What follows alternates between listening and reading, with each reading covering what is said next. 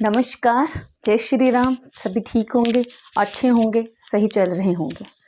आज एक शब्द का प्रयोग किया मैंने, एक छोटा सा वाक्य, जय श्री राम।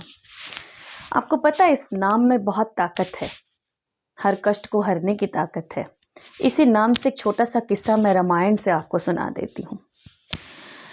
विभीषण को जब लंका का राजा बना दिया गया तो भगवान राम, हनुमान, उनके कुछ दूत, जामवंत जी और कई अन्य गण और विभीषण, माता सीता, इन सब के साथ राम के यहाँ आए।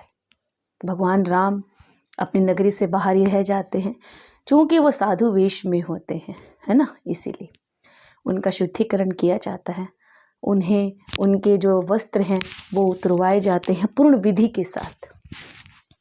फिर से उन्हें राजमहल की परंपराओं में युक्त कर महल में ले जाया जाता है। तभी भगवान राम को सिंहासन प्राप्त होता है और वहीं माता सीता प्रसन्न होकर हनुमान जी को एक माला भेंट करते हैं। हनुमान जी माला ले लेते हैं और उस माला के मनकों को तोड़कर मुख में चक चक कर देखने लगते हैं। सभी इस बात से हैरान रह जाते हैं कि आखिर ऐसा क्या है कि हनुमान जी उस माला को तोड़कर एक एक मनके को इधर उधर फेंक रही हैं। विभीषण उन्हें चुनौती देते हैं, उसी माध्यम से पहले तो उन्हें सताते हैं और फिर चुनौती देते हैं और कहते हैं कि एक वानर कीमती आभूषण का अर्थ और मतलब क्या जाने। हनुमान जी पर जब इस बात का दर्प लग जाता है, उन्हें अपने आप में एक वो हो जाता है, दर्प हो जाता है, गर्व और जो अहंकार है वो जाग जाता है और कहते हैं कि इस माला में जब राम का नाम ही नहीं तो मैं इस माला को रख कर क्या करूं। मेरे लिए तो मेरा कीमती आभूषण मेरे भगवान राम है, उनका नाम है। विभीषण ने कहा, देखी तेरी भक्ति, अगर इतनी ही तुझ में है शक्ति तो अपनी भक्ति का परिचय दिखा, परिचय दिला। तभी हनुमान जी सभा के बीचों बीच जाते हैं और जय श्री राम कहते हुए अपने सीने को फाड़ कर दिखा देते हैं, जिसमें राम और सीता की मूरत बसी हुई है। ये है भक्ति की शक्ति, श्रद्धा का विश्वास और हर का अपना एक विश्वास। तो जिस तरह हनुमान जी ने भक्ति दिखाई, श्रद्धा दिखाई, अपना विश्वास दिखाया, हमें भी उसी विश्वास के साथ आगे बढ़ना है और अपने कर्मों को अच्छा रखना है, पुण्य के साथ, दया के साथ आगे बढ़ना है। पौराणिक कथाओं में बहुत सारी ऐसी कहानियां हैं जो हमें प्रेरणा देती हैं, हमें सिखाती हैं, जीवन जीने का एक नया तरीका बताती हैं। पर ये कहानियां जहाँ एक तर्क देती हैं, एक सीख देती हैं, वहीं कहीं प्रश्न भी खड़ा करती हैं। क्या उन कहानियों पर चलकर हम अपने आप को एक विस्तृत जगह पर रख लें, एक निम्न स्तर पर रख लें? नहीं, वो कहानियां हमें सिखाती हैं विनम्रता है, अर्थ ये नहीं कि झुके रहो। सही हो, अर्थ ये नहीं कि गलत के लिए ना बोलो। अन्याय है तो न्याय के लिए गुहार करो और तब तक लड़ो जब तक सफलता ना मिल जाए। हर कहानी इस प्रकार का कोई ना कोई संदेश आपको देती है। और हमारा शुक्रवार एपिसोड है, कथा कहानी सागर चल रहा है, बेताल पचीसी की कहानियां हम पढ़ रहे हैं, है ना। उसी बेताल पचीसी की कहानियों में आज मैं 3 विशिष्ट ब्राह्मणों की कहानियां आपको सुना रही हूँ। उस कहानी में ब्राह्मण के 3 पुत्र किस प्रकार अपनी कला को सर्वश्रेष्ठ सिद्ध करते हैं और राजा उनकी परख करता है। मैंने कहा, हर वीडियो में बोलती हूँ, चतुराई अच्छी है, चातुर्य दिखाना है, पर अपने जीवन को स्पष्ट रखते हुए, चातुर्य से नुकसान ना हो और कार्य अच्छे से बढ़ता रहे, यही हमारा जीवन है। तो आइए सुनते हैं बेताल पचीसी, राजा विक्रम और बेताल की 8वीं कहानी, सबसे बढ़कर कौन। अंग देश के एक गांव में एक ब्राह्मण था, बहुत धनी था। उसका मन हुआ कि वो एक यज्ञ करे और उसके 3 पुत्र थे और यज्ञ करने के लिए एक कछुए की आवश्यकता थी। उसने अपने 3 पुत्रों को बुलाया और उनसे कहा कि तुम जाओ और मेरे लिए एक कछुआ लेकर आओ। तीनों भाई प्रसन्न थे, पिता की आज्ञा मानकर समुद्र के पास चले गए।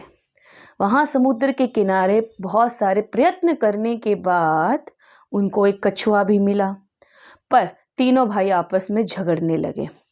पहले ने कहा कि मैं भोजन चंग हूँ इसलिए कछुए को नहीं छूऊंगा। दूसरे ने कहा मैं नारी चंग हूँ इसलिए कछुए को नहीं छूऊंगा। सबसे छोटे ने कहा मैं शैया चंग हूँ इसलिए कछुए को नहीं छूऊंगा। भोजन चंग का मतलब जो भोजन में मांसाहार ना करे और उसकी शुद्धता को जानता हो। नारी चंग का मतलब कि नारी के अंदर किसी प्रकार की कोई व्यक्तित्व कमी या गुण की कमी हो तो उसे बता सकता है। शैया चंग का अर्थ हुआ कि किस प्रकार सोते ही अगर बिस्तर में या वहाँ पड़ी किसी चीज़ से परेशानी है उसका पता लगा लेता है। तीनों चंग के अर्थ में बता देती। अब तीनों आपस में विवाद करने लगे, झगड़ने लगे। तभी एक ने बोला क्यों ना हम इस बात का जो निपटारा है राजा के पास जाकर करें। राजा के दरबार में पहुँचे और तीनों ने अपनी अपनी परेशानियां बताई।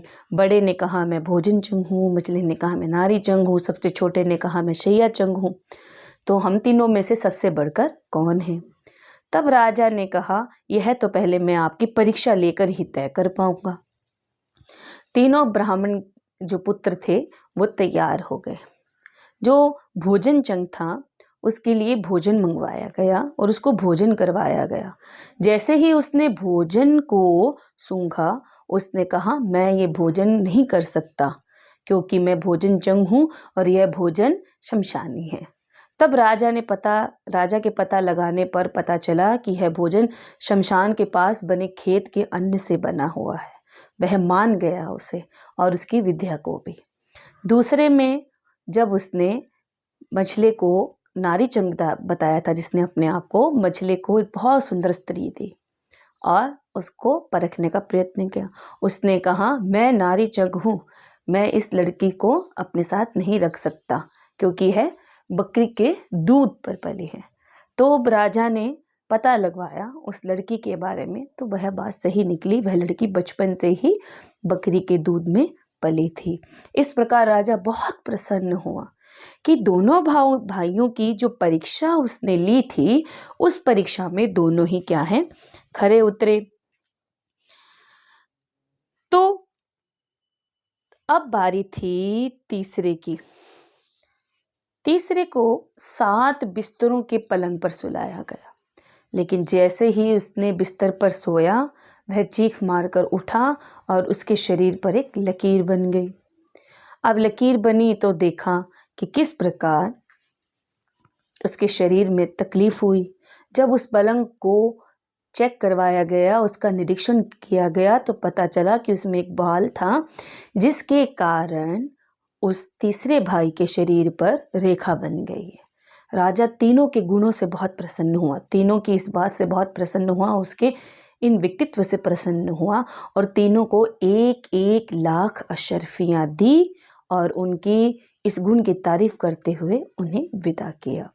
तीनों भाई अशर्फियाँ पाकर खुश हो गए, लेकिन कछुए को लाना भूल गए और यज्ञ संपूर्ण नहीं हो पाया। अब उन दी गई अशर्फियों से वो तीनों भाई अपना जीवन सुख से व्यतीत कर रहे थे।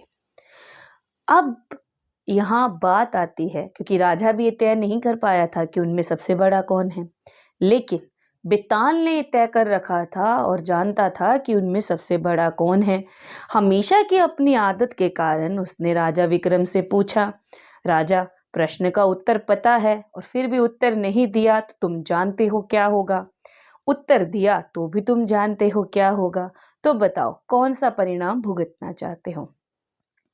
राजा ने कहा मैं सभी बातों से परिचित हूँ, फिर भी मैं अपना मुख खोल रहा हूँ और मैं जानता हूँ कि मुझे फिर से मेरा प्रयास करना पड़ेगा। लेकिन हे बेताल, इस कहानी का उत्तर ये है, इनमें सबसे बढ़कर शैया चंग था, क्योंकि छोटे से बाल को देख पाना, पहचान पाना कोई स्वाभाविक बात नहीं है और छोटे से बाल के कारण ही उसके शरीर पर लकीर बन गई थी, इसलिए सबसे बड़ा वह हुआ। विक्रम ने जैसे ही प्रश्न का उत्तर दिया, बेताल ने कहा वाह विक्रम वाह, अहो भाग्य कि मैं तुमसे प्रश्नों के उत्तर पाता हूँ। और इस बात को कहकर बोला बेताल कि विक्रम अब तुमने सब बात जानते हुए बोला है, मुख खोला है, प्रश्न का उत्तर दिया है, तो मैं चला अपने स्थान शीर्ष पेड़ पर वापस। पर तुम अपने चातुर्य से पहचानो, सच को जानो। फिर वही राजा विक्रम घबराए नहीं, फिर से चल पड़े शमशान के और इस भयंकर राह को तय करते हुए बेताल को अपने साथ लाने के लिए। अब आप बताइए, इस कहानी से आपने क्या सीखा? मैंने तो बहुत कुछ सीखा, पर आपने क्या सीखा? हाँ, चातुर्य था, गुण थे, सबसे बड़े थे, पर अहंकार तीनों में नहीं था। बस वो किसी न किसी कारण अपने व्यक्तित्व को दिखा रहे थे, और उनके व्यक्तित्व की जब परीक्षा ली गई, उनके गुण की जब परीक्षा ली गई, तो उसमें भी खरे उतरे। तो याद रखिए, ऑलराउंडर होना अच्छी बात है, लेकिन किसी एक कला पर आपका संपूर्ण अधिकार होना चाहिए, जो आपको विश्वविख्यात बना दे। इस कहानी से मैं आपको यह शिक्षा बता रही हूँ। आपने क्या सीखा? कमेंट बॉक्स में मुझे लिख भेजिए। इस कथा कहानी सागर एपिसोड को सीखिए, जानिए, समझिए, अपने विचार हमारे से साझा कीजिए। मेरी इस वीडियो को लाइक, शेयर और कमेंट कीजिए। चैनल को सब्सक्राइब कीजिए, ताकि आप नए नए एपिसोड और नई नई बातों को सीख पाएँ और बता पाएँ। इसी के साथ मैं आपसे मिलती हूँ अगली वीडियो में अगली कहानी के साथ। जय जिनेंद्र।